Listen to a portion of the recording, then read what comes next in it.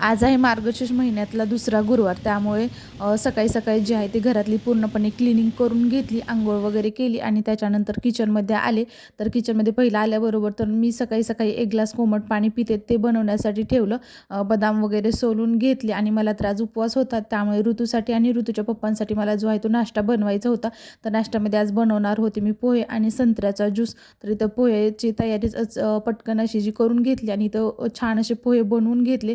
पोहे बनवल्यानंतर त्यांना दोघांना पण संत्र्याचा ज्यूस आणि पोहे वाढून दिलं. त्याच्यानंतर लगेच जे आहे मला पूजा करायची होती, त्यामुळे पूजेचं लगेच तयारीला लागले आणि इथं छान अशी माझी महालक्ष्मी मातेची पूजा जी आहे ती करून घेतली. कहाणी वगैरे वाचली आणि सकाळी संध्याकाळी जे आहे ते मला नैवेद्य वगैरे बनवायचा असतो, तर मी सकाळीच पूजा वगैरे केली. आज कहाणी ते वाचली आणि संध्याकाळी फक्त नैवेद्य वगैरे ठेवून मग मी संध्याकाळी एक वेळेस आरती वगैरे करत असते. तर असा आजचा दिवस माझा होता.